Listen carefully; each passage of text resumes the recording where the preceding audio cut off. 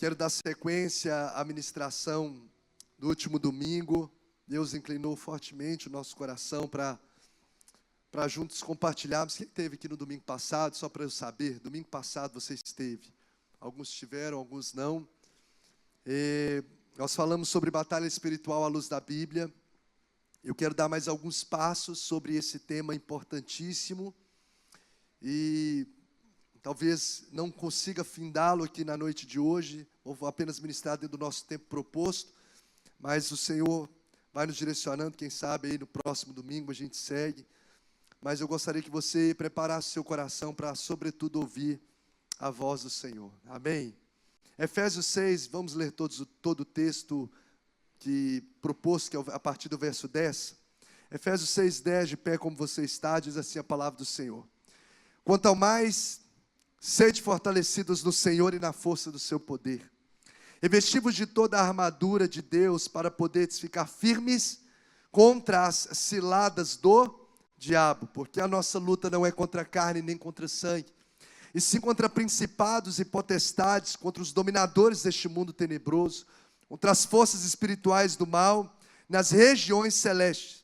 Portanto, tomai toda a armadura de Deus para que possais resistir no dia mau, e depois de teres vencido tudo, permanecer inabaláveis.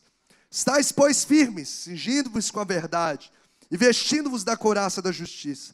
Calçai os pés com a preparação do evangelho da paz, embraçando sempre o escudo da fé, com o qual podereis apagar todos os dardos inflamados do maligno. Tomai também o capacete da salvação, a espada e a espada do Espírito, que é a palavra de Deus, com toda oração e súplica, orando em todo o tempo no Espírito, e para isso vigiando com toda perseverança e súplica por todos os santos. Vamos até aqui? Você pode se sentar, nós já oramos, que o Senhor assim fale ao nosso coração. Queridos, eu quero convidar você primeiro a deixar esse texto bíblico aberto. Eu até pedi a nossa equipe aí, os nossos sonoplastas, né, o DDD, para deixar a luz acesa, porque eu quero aí convidar você a ler alguns textos e a acompanhar nessa ministração alguns textos que eu vou citar aqui. Não é cristocidência, eu tenho certeza que o Senhor inclinou o nosso coração a estudar em Efésios 5. Nós estudamos bastante sobre o verso 18 a seguir, que fala sobre plenitude do Espírito. E o Senhor nos faz ser cheios do Espírito, não para a gente viver no mar de rosas, mas para a gente realmente entender no verso 10 sobre essa batalha espiritual. Então hoje eu quero falar sobre batalha espiritual à luz da Bíblia, porque é um movimento de batalha espiritual nas últimas décadas, né? Muitas instruções foram compartilhadas de forma muito subjetiva, de pessoas que falaram, eu fui até o céu, até o inferno e tal, demônios territoriais e não sei o quê. Então, muitas coisas que foram percepções subjetivas. Eu não posso dizer o que é verdade, o que não é. O que a gente precisa se ater é aquilo que a palavra de Deus diz. Então, eu vou te falar sobre batalha espiritual como uma realidade trazida à luz da palavra de Deus. Então, permita-me recapitular rapidamente, objetivamente. Quero desde já agradecer mais uma vez, que eu quero agradecer a Cristina Santos, Cristina que prepara esses slides de forma tão excelente aí, há muitos anos, né, Cristina? Prepara para a gente esses slides. Ela foi assim, né, viu assim, pastor, eu fazia uns slides aqui que, né, aí ela, por graça, com toda a sabedoria, falou, pastor, se quiser eu te ajudo, com jeitinho, né, fazer que seus slides estão, horrível. Mas, Cristina, gratidão, né, excelente no seu trabalho dentro dessa área. Então, gratidão a Deus, que o Senhor multiplique, né, manda para ela os conteúdos no domingo, ela vai lá e faz. Maravilha. Deus abençoe sua vida e sua família em nome de Jesus. Olha só, então vamos lá, recapitulando. Vamos lá, liguei aqui agora, pode liberar aí para a gente, pessoal. Ponto. Libera aí, equipe. Vamos lá. Isso, deixa eu ver se está funcionando. Pronto, já está funcionando. Recapitulando algumas premissas alguns pontos que nós destacamos no domingo passado. E um deles é esse. A igreja não é um clube de entretenimento, mas um exército em guerra. Isso é uma premissa que nós precisamos entender. Você não vem para a igreja para trazer, vou trazer meu menino para brincar lá, ter um tempo das programações, cumprir um protocolo religioso. Não. A igreja, ela não é um clube de entretenimento. Ela é um exército em guerra. Nós estamos preparando guerreiros no Senhor. Nós estamos imbuídos, nós estamos envolvidos fortemente numa batalha. Quando nós viemos para o culto, nós não viemos simplesmente para poder aqui ter um momento gostoso. Por melhores que sejam os efeitos, porque a presença de Deus traz plenitude de alegria. Mas nós estamos aqui em guerra.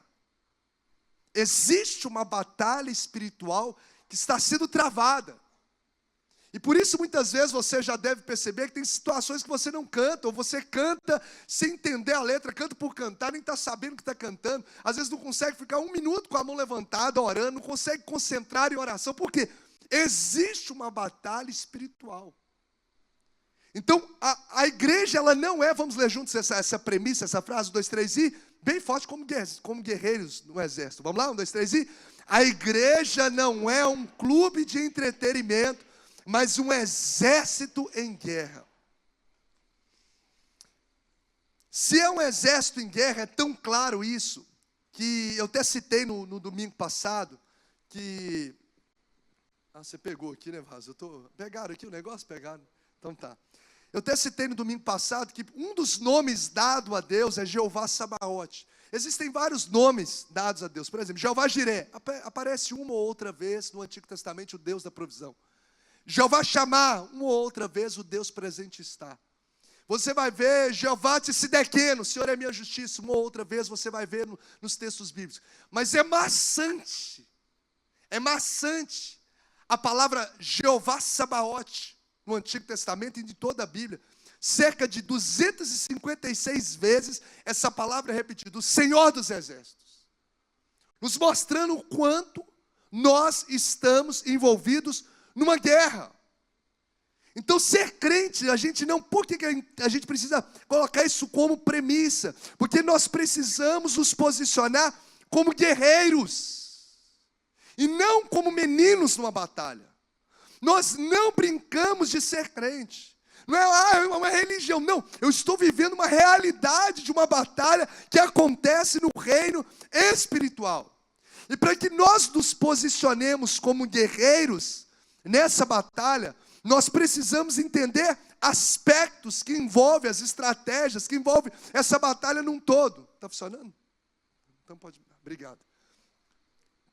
Muito obrigado. Vamos lá. Alguns aspectos que eu estou só relembrando aqui, rápido, 5 minutinhos eu vou relembrar para vocês. Primeiro, a batalha espiritual, vamos dizer juntos? A batalha espiritual, vamos lá juntos, 1, 2, 3 e... A batalha espiritual é real. Confere o verso de número 12, que diz o que aí? Porque a nossa luta não é contra carne e sangue, sim. Vamos lá, gente. Principados, potestades, dominadores desse mundo tenebroso e contra forças espirituais do mal. Então essa batalha espiritual, ela é real. Mesmo, lembra da ilustração que eu falei de Francis Schaeffer, que o mundo é como uma casa de 2 andares? A parte de baixo é a parte que nós vemos, a parte de cima é as regiões celestes que o texto diz. Que nós não vemos, mas isso não significa que não seja real. Que nós não vemos, mas isso não significa que ela não tem influência, porque a batalha espiritual é real. Tem algumas versões do verso 12, eu não sei quantos aqui, está escrito, a nossa luta não é contra pessoas. Está escrito aí? Ou seja, a nossa luta ela é real. Existe uma batalha espiritual que acontece. Segundo, essa batalha espiritual é o que, gente? Ferrenha, verso de número 11, leia aí. Revestivos de toda a armadura. Olha o verso de número 13. Paulo diz o quê? Tomai toda a armadura. Não é só espada, não é só calçado, não é só couraça. É toda a armadura. Porque a batalha, ela é ferrenha. Ou seja, não podemos brincar com o pecado. Se o diabo, gente, se a gente dá brecha, o diabo vem e detona com a nossa vida. Ele vem para matar, roubar e destruir. Essa batalha, ela é ferrenha, não é brincadeira. Eu vou mostrar isso para vocês. E essa batalha, eu faço isso de forma intencional, ser redundante de forma intencional, que essa batalha espiritual, ela é é essencialmente espiritual. Por que a gente precisa entender essa redundância? Porque além do texto falar que a batalha não é contra pessoas, porque muitas vezes a gente luta contra pessoas, coisas que na verdade deveriam ser lutadas com armas espirituais. A gente agride pessoas, a gente critica pessoas, a gente odeia pessoas, a gente começa a discutir com pessoas, porque a gente não entende muitas vezes que essa batalha ela é espiritual. O nosso verdadeiro adversário não são as pessoas. O nosso verdadeiro adversário, o texto nos mostra aí, que é o diabo, as ciladas do diabo. Então vamos dizer juntos esses três aspectos da batalha espiritual. Primeiro, ele é real. Segundo, ela é. Terceiro, ela é essencialmente espiritual. E nós finalizamos no domingo passado falando sobre duas atitudes perigosas da batalha. Vamos ler essas duas atitudes? Primeira. Segunda, superestimar o inimigo. Quando eu subestimo o inimigo, acho que não tem nada a ver, vivo de qualquer forma, fica igual esses soldados aí, ó. Em vez de estar aqui o tempo todo vigilante na batalha, está aqui displicente. Então uma atitude perigosa para quem não entende dessa batalha espiritual é a pessoa brincar com as coisas espirituais como se talvez o diabo não existisse. Não, eu vou envolver sexualmente antes do casamento, não dá nada. Antigamente, há pouco tempo atrás, ou alguns anos atrás, era difícil às vezes você via um ou outro cristão jovem que não se guardava para o casamento. Entendi esse princípio, essa verdade bíblica. Hoje, infelizmente, você encontra um ou outro, raro, falo com muita tristeza no coração, jovem, que tem se guardado para o casamento. Porque está brincando com as coisas espirituais. Não entende a profundidade disso e a malignidade demoníaca dessa ação. Hoje as pessoas falam mal das outras. Hoje as pessoas, não, eu vou pecar aqui, não tem nada a ver. Não, eu vou me envolver nessa promiscuidade, não tem nada a ver. As pessoas estão brincando. Isso é subestimar o inimigo. Meu irmão, o diabo existe. Ele oprime o homem Gadara que tira da sociedade e põe nos sepulcros. Ele encurva uma mulher por 18 anos com espírito de enfermidade. Ele penetra no coração de Judas que leva esse homem ao suicídio. Ele ciranda a vida de Pedro, quase ceifando a vida dele, Jesus que não deixa. E ele tenta o próprio Jesus. Então a gente não pode brincar de ser crente. Não pode subestimar, mas a gente também não pode superestimar, maximizar esse conflito. Porque por mesmo que o diabo tenha poder, somente Jesus é todo poderoso. Ele está debaixo das rédeas do nosso Deus. O nosso Deus, Ele é soberano sobre todas as coisas. O diabo não age aonde Deus não permite. Entendendo essa realidade, eu não posso nem subestimar e nem achar que tudo é inimigo, são atitudes perigosas. Eu quero trazer essa segunda parte da ministração hoje, pontuando o quanto que é uma realidade a batalha espiritual. Existem 3 inimigos declarados na Bíblia, à luz da Bíblia. 3 inimigos declarados na Bíblia que intentam contra mim e a sua vida o tempo todo. E quais são esses 3 inimigos? Leia para mim. Primeiro, o mundo e o diabo. São 3 inimigos que intentam. Abra a Bíblia comigo, em Tiago capítulo 4:4. Vamos lá, gente, vamos lá. Como soldados aí preparando para a batalha. A gente não pode ficar displicente. Vamos lá. Tiago 4:4. Diz assim: vocês não sabem que a amizade com o mundo é inimizade com Deus? Quem quer ser amigo do mundo, faz-se inimigo de Deus. Olha que olha como o mundo é um inimigo de Deus, é um inimigo do povo de Deus. Observe que você não precisa dizer, eu não amo a Deus, para dizer que você está contra Deus. Basta você ser amigo do mundo. Quando eu deixo a minha vida ser envolvida pelas coisas do mundo, automaticamente eu já estou declarando inimizade com Deus. Está aí. Não tem, não, eu amo a Deus, mas eu amo o mundo. Não tem como. Quem declara-se, quem vive amigo do mundo, está declarando inimizade com Deus. Está no texto. Pastor, o que é o mundo? 1 João, capítulo de número 2, verso de número 15 a 17, nos fala o que o mundo é na sua realidade, nessa prática. O mundo é justamente esse sistema ao nosso redor que se opõe contra Deus.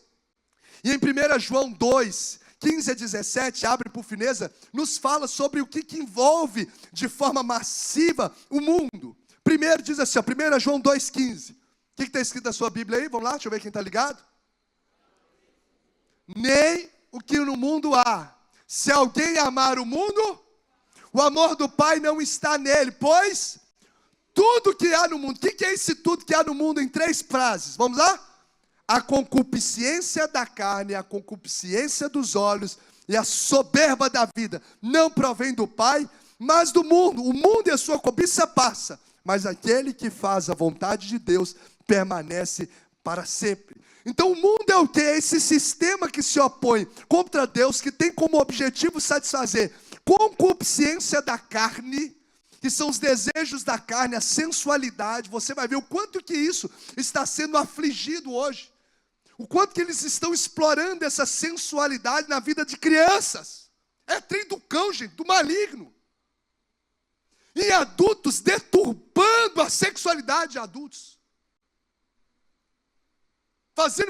Fazendo de forma terrível. Deturpações terríveis. Porque isso é a ação do mundo. E fazendo com que isso se torne normal para a gente. Há uma batalha espiritual. Isso vai infiltrando a nossa mente através das mídias, através das redes sociais, através do Netflix. Você está vendo lá. Já viu que todo filme do Netflix está infiltrado lá? As ideologias de gênero de hoje vai ser infiltrado. A infidelidade, desde as novelas, na verdade, antigas, né, não sei nem se tem novela hoje, mas chega as novelas antigas, infidelidade, aquelas coisas todas, eles vão infiltrando. Isso é o quê? É o mundo, o inimigo do cristão, para poder detonar com a sua vida com Deus. Para tentar matar a sua vida com Deus nessa terra, para você e eu não desfrutarmos da vida eterna. A concupiscência da carne, a concupiscência dos olhos, a busca pelo materialismo exacerbado, a soberba da vida, que é um egoísmo, é preocupar apenas comigo mesmo. A soberba do coração, não é o altruísmo, é o egoísmo. Ou seja, o mundo é o quê? É a realidade de uma sociedade sem Deus. Diga comigo, o mundo. Diga comigo, o mundo é a realidade de uma sociedade sem Deus. Então é esse modo de vida que está cirandando o tempo todo ao nosso redor, sem princípios da palavra, cheios de pecado, que é o inimigo do povo de Deus. O segundo inimigo declarado na Bíblia é a carne. E eu quero convidar você a ler Gálatas 5. Gálatas 5, por gentileza, abra sua Bíblia. Gálatas capítulo 5, verso de número 16 e verso de número 17. Nós estudamos muito sobre esse assunto, sobre esse tema. Então nem vou mergulhar muito aqui nesses detalhes, porque o nosso alvo vai ser o próximo passo. Então, Gálatas 5, 16, 17 diz assim, digo, porém, andai no Espírito e jamais satisfareis as concupiscências da carne, o desejo da carne. Verso 17, vamos ler juntos? Porque a carne milita contra o Espírito contra a carne, porque são opostos entre si, para quê? Não façais o que porventura seja do vosso querer. Então, essa carne que você vai ver no verso de número 19, o detalhamento do que significa isso na prática, essa carne é justamente essa velha natureza que nós herdamos de Adão, que se opõe contra Deus, que não é inclinada para as coisas espirituais. E Paulo, no verso 19 do capítulo 5 de Gálatas, nos mostra que as obras da carne são o quê? Prostituição. Inimigo de Deus, gente. Essa promiscuidade, impureza, lascívia, que é o que nós mencionamos, idolatria, verso 20, feitiçarias, inimizades, porfias, ciúmes, iras, discórdias, dissensões, facções, invejas, bebedices, glutonarias e coisas semelhantes a essa, a respeito das quais eu vos declaro, como já outrora vos preveni, que não herdarão o reino de Deus os que tais coisas praticam. Então você vai ver aí, por exemplo, a fotinha aqui, a Cristina foi muito feliz aqui também em colocar, você vai ver aqui o desentendimento entre pessoas. Porque dentre essas descrições da obra da carne, aqui fala sobre pecados da natureza sexual, prostituição, lascívia, fala de pecados sobre natureza de alimentação, bebedice, glutonaria, mas o que Paulo mais carrega, o maior bloco de pecados detalhados é de relacionamento, ira, ciúme, porfia, inimizade. Porque nos relacionamentos são os ataques do inimigo, o diabo está tentando destruir a sua família. Isso são ações do inimigo, através das obras da carne, para tentar detonar com o seu coração, com seus relacionamentos. Agora o terceiro, o inimigo, e último dos três inimigos em que a gente vai estar percebendo, entendendo um pouco mais aprofundadamente, é o diabo. E olha, eu quero convidar você a abrir a Bíblia em 1 Pedro, capítulo de número 5. Abra por gentileza. 1 Pedro, capítulo de número 5, verso de número 8. Mais um inimigo declarado, mais um inimigo declarado. 1 Pedro 5,8. O que está escrito aí? Vamos ler juntos? Estejam alertas e vigiem. O que vem seguir? O diabo, o vosso adversário, anda ao redor rugindo como leão e procurando a quem possa devorar. Na versão NVI diz assim, ó, estejam alertas e vigiem. O diabo, inimigo de vocês, anda ao redor como leão, rugindo e procurando a quem possa devorar. Então a Bíblia nos mostra que o diabo é o inimigo declarado da vida do cristão. E o que ele faz? Ele usa o mundo, o sistema da soberba da vida, da concupiscência da carne, da concupiscência dos olhos. Ele usa as obras da carne, ele usa essas duas esferas justamente para poder detonar com a nossa vida com Deus. Justamente para nos afastar da vida de oração. Justamente para poder nos afastar do chamado de Deus. E por que eu estou dizendo isso aqui, gente? Para que a gente perceba com toda a clareza bíblica de que nós estamos em uma guerra. Diga para quem está do seu lado, nós estamos em uma guerra. Nós estamos em uma guerra espiritual. Warren Wiersbe, que é um comentarista bíblico, ele diz aquela frase semelhante à que eu disse no início, mas ele diz assim, a vida com Cristo é um campo de batalha e não um parque de diversões. Se eu tenho inimigos declarados à luz da palavra, se eu estou envolvido em uma batalha, eu jamais posso subaixar a guarda da vigilância. Eu jamais posso ser displicente na minha vida de oração. Eu jamais posso ficar dando legalidade na minha vida, de santidade na minha vida com Deus, porque essa batalha é reinda. Essa batalha é constante, essa batalha é séria, essa batalha é espiritual, e mesmo que muitas vezes os meus olhos não podem ver, os efeitos, as consequências dela são gritantes. Quantas inimizades você já viu? Ou que você às vezes tem na sua caminhada, na sua família? Quantas tendências ou formas de ceder para as coisas da carne, prostituição, já foram realidades na sua vida? O quanto que às vezes a pornografia já te escravizou, ou vem te escravizando? O quanto que a prostituição vem te escravizando? Então você não está vendo o reino espiritual, mas você vê as consequências dessa realidade no dia a dia, na nossa vida, no nosso meio. E eu não estou falando desses inimigos para você ficar amedrontado, porque o crente, ele não recebeu um espírito de covardia. E não é para você, meu Deus do céu, estou assustado. Não é para te assustar, isso é para te posicionar. Isso não é para te amedrontar, é para você estar preparado. Por isso que o Paulo diz, revestir de toda a armadura. Esteja sempre firme, porque a batalha é incessante, a batalha é real, a batalha acontece. Você não precisa ficar com medo, você precisa estar alinhado, preparado, obediente às ordens do Supremo Comandante. Agora, para poder inspirar, para poder fortalecer o seu coração, deixa eu te dar uma boa notícia. Diante desses inimigos, você pode descansar o seu coração, que Jesus já venceu todos esses inimigos. Todos esses inimigos já foram vencidos por Jesus na cruz do Calvário. No mundo tereis aflições, mas tende bom ânimo, porque eu venci o mundo. O Jesus que nós temos é vencedor. Pode aplaudir Ele, pode aplaudir Ele. A Ele a honra, a Ele a glória, a Ele louvor. Paulo diz: eu já fui crucificado, agora não vivo mais eu, mas Cristo vive em mim. E o diabo está debaixo dos nossos pés, porque a Bíblia diz em João 14, 10 e 11, que o príncipe deste mundo já está julgado, já está, não vai ser não, já está julgado e condenado. O diabo já está julgado, o diabo já está condenado. Colossenses 2,15 diz assim: e tendo despojado os poderes e as autoridades, fez deles um espetáculo público, triunfando sobre eles na cruz.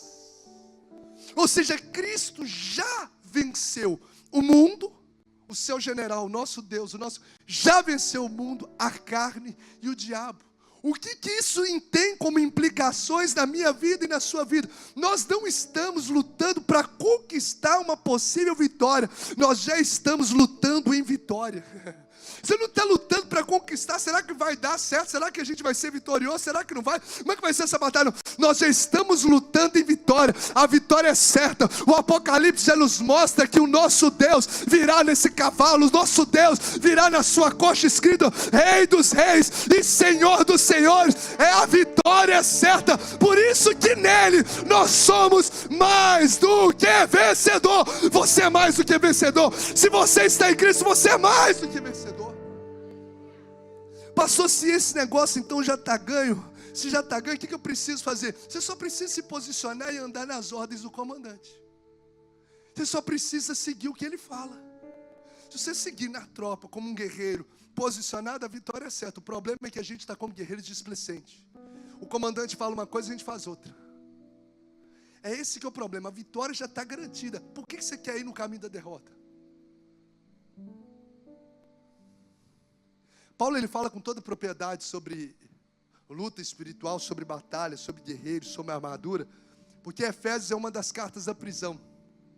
Então Paulo, segundo os historiadores, Paulo estava acorrentado, preso, e nessa prisão ele estava acorrentado junto a um soldado da guarda pretoriana, que eram um dos soldados do imperador. Então o tempo todo Paulo escrevendo, Paulo dormindo, Paulo acordando, o tempo todo os soldados iam trocando, obviamente, mas Paulo estava acorrentado com um soldado, porque ele estava preso numa prisão domiciliar. Ele preso sobre a corrente de um soldado, ou seja, o tempo todo ele estava vendo ali a armadura do soldado.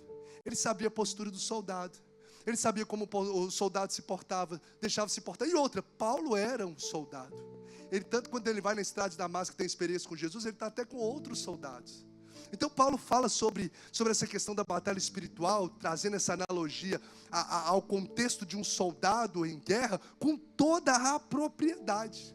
Com toda a propriedade. E se você ler qualquer história de guerra, você pode pesquisar qualquer história das grandes guerras que aconteceram. Todos os grandes generais de guerra afirmam que uma das coisas mais importantes para se vencer uma guerra é conhecer o inimigo. Mais importante. E a Bíblia deixa as descrições para a gente conhecer ele. Por exemplo, quem é o inimigo aqui? A Bíblia já fala que não são pessoas. E que o inimigo, o texto está dizendo, você não precisa ficar com medo de falar, não, que está aqui, ó, é o diabo. O líder deles. Só que o diabo tem os ajudantes, que no verso de número 12 fala: principados, potestades, dominadores e forças espirituais do mal. Está escrito, verso de número 12. E tem algumas áreas específicas que ele atua. Você e eu precisamos entender quais são as áreas que ele atua e as estratégias que ele usa para que você possa não ficar vulnerável diante dessas áreas. Então eu vou te mostrar algumas áreas. Ajuda aí, produção. Passa o próximo, por fineza. Ótimo. Algumas áreas. A primeiríssima best-seller dele, do diabo, é atacar a nossa mente. É a primeira área que é muito, muito claro. O maior campo de batalha do diabo é a nossa mente. Tanto que o verso de número 16, Efésios, que nós estamos lendo, o verso de número 16, fala sobre dados inflamados do inimigo. Não vai dar para eu explicar hoje, mas talvez no domingo que vem eu falo com vocês o que são esses dados inflamados, que são lançados na mente, muitas vezes, do cristão, para inflamar a mente dele. Então o trabalho do inimigo, ele é atuar na sua mente, na minha mente. Se você ler Mateus capítulo de número 13, verso de número 19, você vai ver que Jesus está contando a parábola do semeador. E nessa parábola do semeador, uma das sementes cai à beira do caminho. E o próprio Jesus traz como interpretação que veio o maligno. Está lá, Mateus 13, 19. Não vai dar para eu ler todos os textos, vou mencioná-los, alguns. O inimigo vem, o maligno vem e arrebata-lhe a palavra do coração. Ou seja, um momento como esse aqui, parece que está tudo bonitinho. Tem luz, tem som, tem microfone, você está sentado, você está num domingo comum. Mas existe uma batalha espiritual acontecendo. O diabo, ele tenta arrebatar a palavra que está sendo ministrada da sua mente, do seu coração. Ele não quer que você acolha a pregação. Ele gera desatenção, ele quer que você perceba outras coisas que estão ao redor. Ele gera pensamentos diversos. Ele não quer que você acolha essa palavra. Ou não só hoje, meu irmão, estou falando da pregação do evangelho. Ele não quer que você acolha. Porque ele sabe que se você acolher a palavra, essa palavra frutifica de forma exponencial. Ele sabe que se você acolher a palavra, não vai ficar só em você, outras vidas serão resgatadas. Porque essa mesma parábola que fala que o maligno vem e arrebata-lhe do coração, quando ela cai à beira do caminho, é a palavra que fala que quando essa semente cai em solo fértil, ela frutifica o quê? 30, 60, 100 vezes mais. Preste atenção. O agricultor comum daquela época, quando ele lançava uma semente, para ele poder ter uma colheita top de linha, a colheita era de 7, 8, 9 vezes mais. E Jesus fala que quando se trata da semente da palavra de Deus, essa colheita não vai ser nem impressionante aos olhos do homem, mas essa colheita vai ser 30, 60, 100 vezes mais. Ou seja, quando você está aqui acolhendo essa palavra, você não está aqui, meu Deus, olhando para o relógio, viajando na maionese, preocupado. Quando você acolhe essa palavra de fato do seu coração, você crê, você recebe, você alimenta, ela começa a frutificar através da sua vida, ela não fica só em você. Ela impacta outras vidas. Irmãos, se eu e você estamos aqui, quem já teve um encontro com Jesus, sabe da sua salvação, dá glória a Deus aí, meu irmão. Por causa da palavra, você foi arrancado do império das trevas e transportado para o reino do Filho do seu amor. Por causa da palavra de Deus. A palavra é poderosa. A palavra transforma vidas. Quem conhece uma pessoa que era doidona no mundo, teve um encontro com Cristo, é uma pessoa, uma bênção hoje? Quem conhece? Todos nós. Poder da palavra. Quem conhece alguém que já converteu ouvindo uma pregação? Tem alguém que já converteu na sua vida ouvindo uma pregação? Você estava ouvindo a pregação, participando de um culto? Sabe quem converteu? Vocês converteram como então? Como ouvirão se não há quem pregue? Como crerão se não ouvirão? Você tem que converter através da pregação. Quem aqui converteu através da pregação, do anúncio da palavra?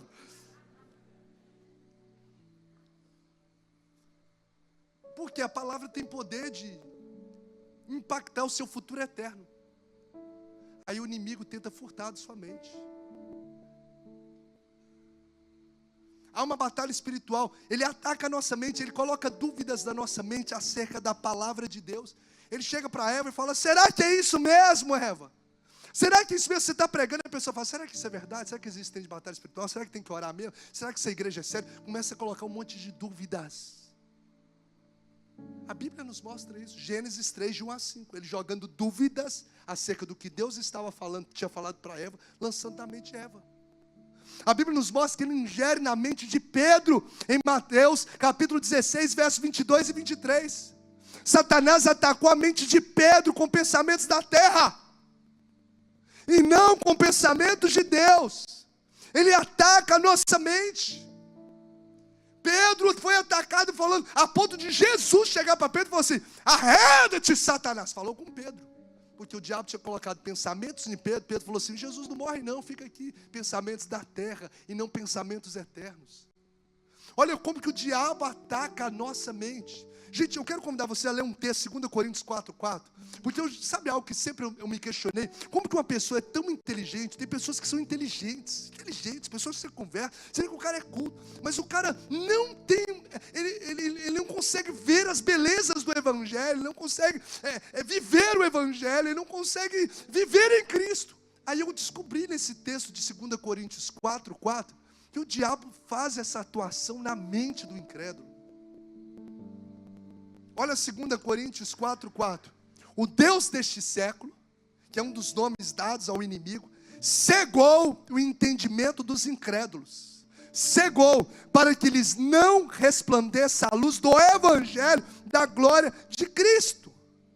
Então o cara às vezes é inteligente mesmo, mas ele não consegue ver as preciosidades do Evangelho. Ele ouve, ele entende, mas ele não tem a vida transformada, porque o diabo muitas vezes está atuando na mente dessa pessoa, através daqueles inimigos que eu falei, da carne, através do sistema do mundo. Está cegando o entendimento dele, furtando, colocando dúvidas na mente e no coração. Só que o diabo não ataca só a mente, o diabo ataca as nossas emoções. Olha o que Efésios, capítulo de número 4, Efésios 4, versos 26 e 27 diz assim, ó: irai-vos, mas não pequeis, não se ponha o sol sobre a vossa ira, e nem deis lugar ao diabo.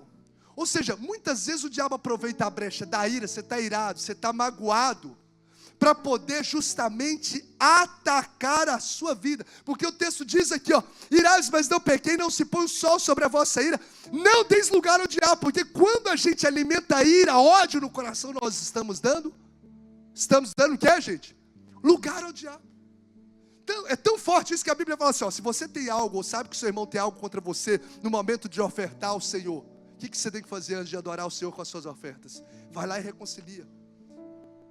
Se a gente deixa o sol se pôr sobre a nossa ira, se a gente alimenta raiva, rancor, ódio da pessoa, o diabo, através das nossas emoções, acha lugar. Então, por exemplo, muitas vezes ele vai pegar você em momentos de raiva. Preste atenção, porque isso vai te livrar de ser atacado por muitas ingerências malignas. Ele vai pegar muitas vezes você em momentos, você está com raiva. Aí você está com raiva no momento dentro de casa, você está com raiva com alguma coisa, com raiva da esposa, com raiva do marido, com raiva dos filhos. Aí o diabo aproveita esse momento de raiva, porque raiva é um sentimento natural de todo ser humano, sim ou não, gente? A pessoa sente raiva, o problema é quando isso cria raiz no seu coração. Aí a pessoa está no momento de raiva, o diabo entra através das emoções, áreas de atuação, entra na sua emoção da raiva e começa a usar a sua boca para dizer: eu quero separar, quero divorciar de você. Fica com raiva do menino e fala: menino, você é um burro, menino, você é um pressa, não vai dar nada.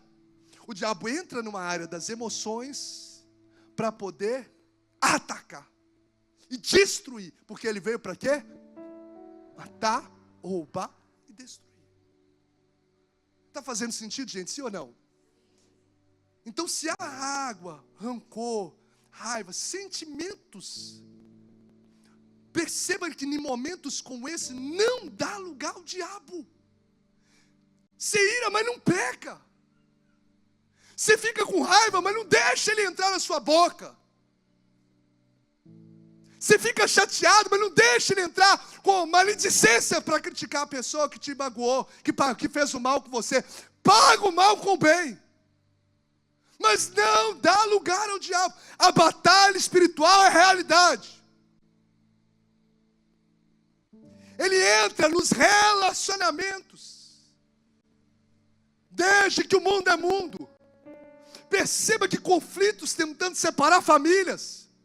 Como que o divórcio tem sido acelerado no nosso meio, a níveis de pessoas que casam, quase ultrapassando o nível de pessoas que se divorciam. Na nossa geração. O quanto de famílias brigam e se matam por causa de herança. Porque o diabo entra para detonar a atuação dele em relacionamentos. Através das obras da carne, lembra que das obras da carne, cerca de 8 é referente a relacionamentos, ira, ciúmes. Vou te mostrar isso na Bíblia, que está escrito em João 13. Eu não vou delongar, semana que vem eu sigo, mas eu preciso fechar aqui esse ciclo aqui, antes de entrar na armadura de Efésios 6. João 13, por gentileza, não perca essa oportunidade, não. João 13, Jesus está na ceia com os discípulos, verso de número 2, João 13, 2. Durante a ceia, o que está escrito aí? Tendo já o diabo posto no coração de Judas Iscariotes, filho de Simão, que traísse a Jesus. Que traísse, o diabo pôs no coração para traição.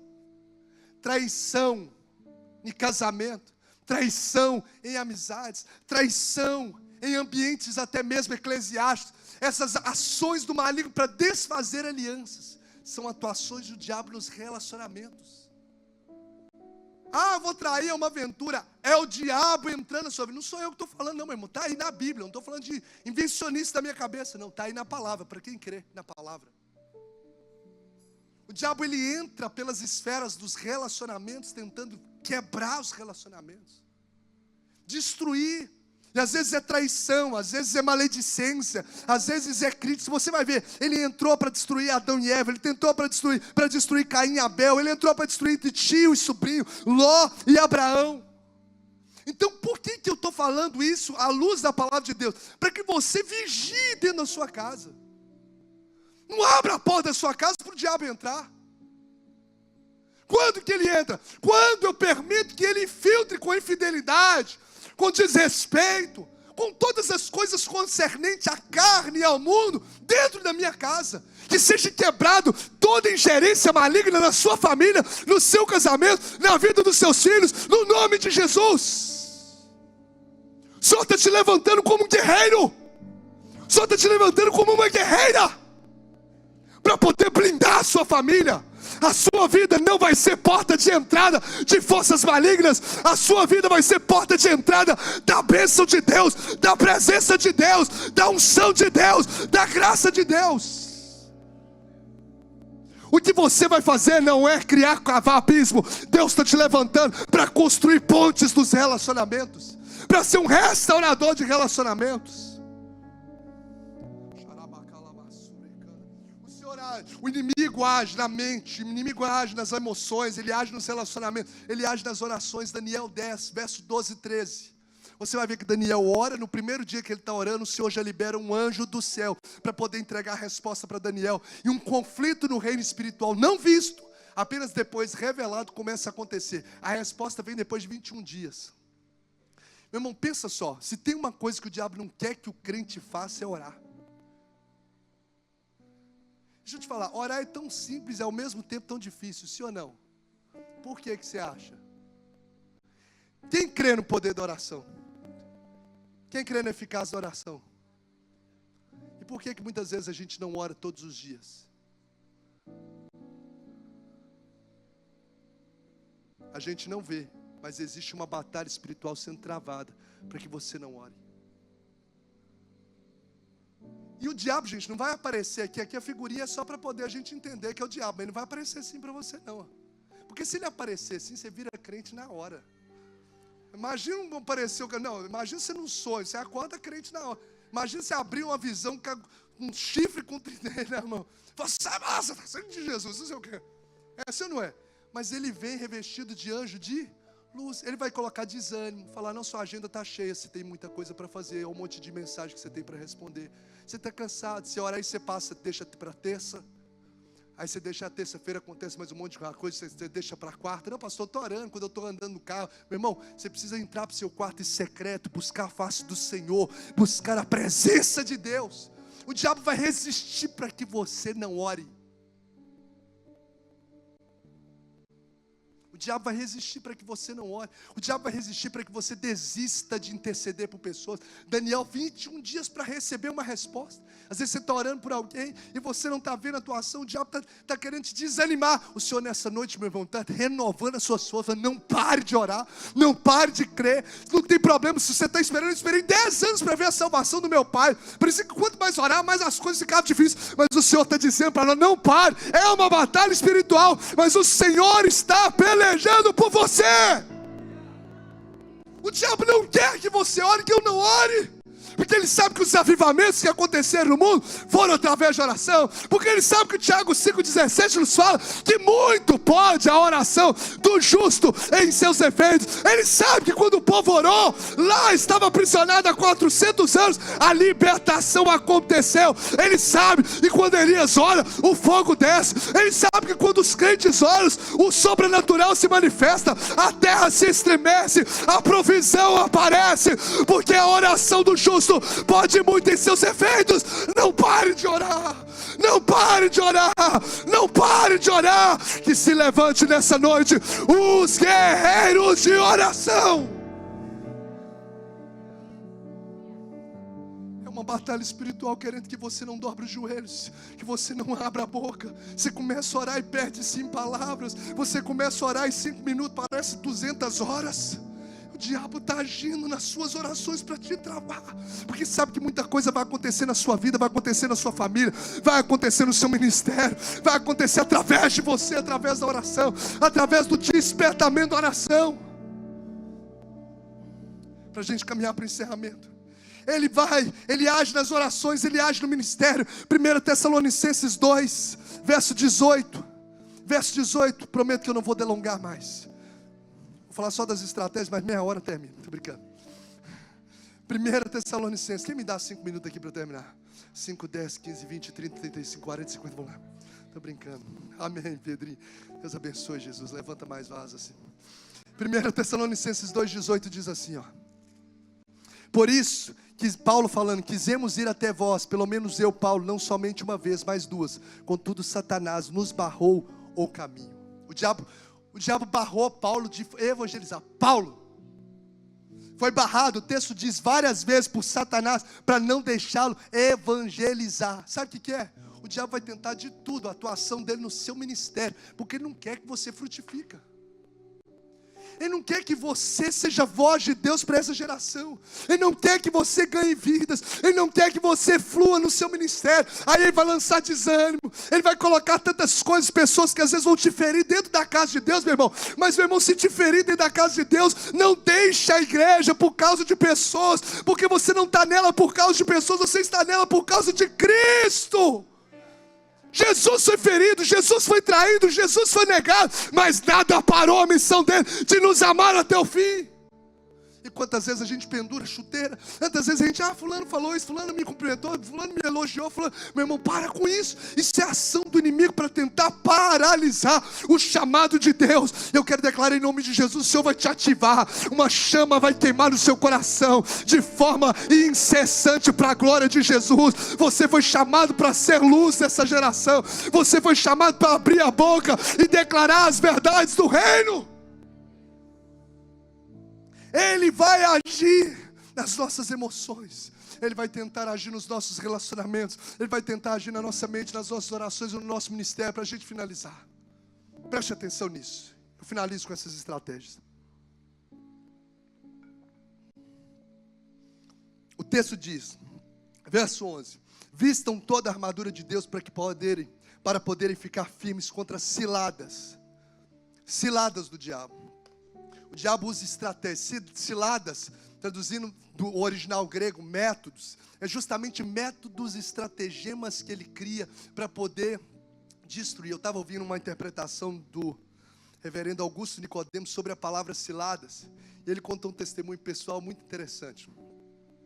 Ele disse que quando menino, ele pegava os passarinhos, né, tipo caçava passarinhos. E aí na jaca, a Lu até falou o nome aqui, eu esqueci. Mas na jaca, tem um negócio na jaca, se alguém aí puder me ajudar. Tem uma substância na jaca. É tipo nódia. A Lu falou que é um outro nome, mas é tipo nódia. Mas o negócio cola assim. Mas cola com força. É um negócio, substância tipo nódia, mas é mais potente e cola com força. Aí ele falou que quando menino ele pegava, via o passarinho pousando naquela tal galha, porque ali ele se alimentava de um fruto ali. Bebia a aguinha dele lá, tal. Tinha um lugar que era pouso daquele passarinho. Aí o que ele fazia? Quando o passarinho saía, ele passava esse negócio lá, essa paradinha da jaca, e saía escondido, ficava esperando. Aí vinha o passarinho, pousava lá. O que acontecia? Os pezinhos dele ficavam presos. Ele vinha, pá, pegava o passarinho. Ciladas. É assim que o diabo faz. Ele percebe situações na nossa vida e faz as suas ciladas para poder nos atacar. Não é com tridente, não é com um chifre. Ele faz as ciladas. Está escrito, declarado no texto, ciladas. É justamente uma estratagema sutil para poder atacar. E quais são essas 3 estratégias do diabo? Pode ter outras, mas que eu percebi na Bíblia e que eu quero deixar como final aqui para nós. Primeira estratégia, o que está escrito aqui? Ataque concentrado. Vamos dizer juntos? 2, 3 e... Ataque concentrado. Onde está escrito isso? Efésios 6,13 diz assim, ó: por esse motivo, vestido de toda a armadura, a fim de que possais resistir firmemente no dia mau. O que isso nos mostra sobre esse ataque concentrado? São ataques em momentos estratégicos. O diabo não vai o tempo todo te atacar, 24 horas, ataca aqui, e ataca aqui, e ataca aqui. Não. Ele ataca no dia mau. Ele ataca no dia estratégico. Ele dá tréguas e então ele ataca implacavelmente. O que é o dia mau? É o dia justamente que o diabo joga aquela artilharia pesada na vida. Por exemplo, com Jó, tudo acontece de terrível num dia. Para fazer o quê? Qual foi a ação do diabo? Para poder fazer Jó blasfemar contra Deus. Sim ou não? Então ele pega esse dia mau, que a gente fica muito vulnerável emocionalmente em tantas as coisas, para fazer a gente pecar contra Deus. Os ataques deles é concentrado. Por exemplo, já viu aqueles dias que às vezes as coisas parecem estar dando tudo errado? Quem já viveu esses dias? Você vê, e acontece de manhã, e o café tomba, e o trânsito fica, quando você chega atrasado, e acontece um problema diferente no emprego, aquele dia. Então o diabo naquele dia, o dia mau, ele ataca de forma implacável. Porque você fica vulnerável naquele dia, você pode murmurar. Ele quer que você murmure. Ele quer que você chute o balde. Ele quer que você desista da sua família. Ele quer que você grite dentro do seu emprego. É o dia mau. Então o diabo ele não ataca todo o tempo. Ele ataca em momentos estratégicos, um ataque concentrado. Por que isso a gente tem que entender? Que em dia em que muitas coisas derem errado na nossa vida, fique atento para você não cair nas ciladas do diabo. Vou repetir, no dia em que as coisas derem muito errado no dia a dia da sua vida, fique atento para você não cair nessa cilada do inimigo. Não tomar decisões ruins na sua casa. Não murmurar, não deixar ministério, não querer matar alguém, sei lá.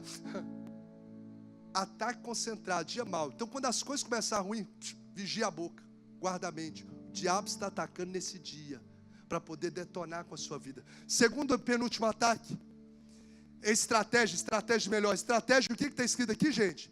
Vulnerabilidade percebida. Vulnerabilidade percebida. O que é isso? Porque o diabo ele não é onisciente. Ele não conhece todas as coisas. Ele percebe as coisas. Ele vê Jesus 40 dias sem comer. E qual que é a oferta dele? Que Jesus transforme a pedra em pão. Então o diabo ele vai olhar a sua área. Todos nós, ninguém aqui é super-homem. Pastor, não tem ninguém aqui que é super-homem, não. Todos nós temos áreas de vulnerabilidade em que o diabo percebe. Ele sabe qual que é a sua área de fragilidade. Por exemplo, eu posso ir em qualquer festa, colocar lá na minha frente, vodka, não sei o quê, é tipo isso o nome, maconha, pode colocar, eu nunca tive nenhum contato com essas coisas. Para mim não vai ser nenhuma tentação, mas para a gente tem pessoas que não conseguem resistir. Aí o diabo vê na vulnerabilidade percebida, ele sabe qual é essa fragilidade, e vai justamente colocar situações assim para você cair. Eu estava um dia conversando com um dos 10 missionários que esteve aqui com a gente, da Jocum. Eles estavam hospedando aqui no Espaço Renovada.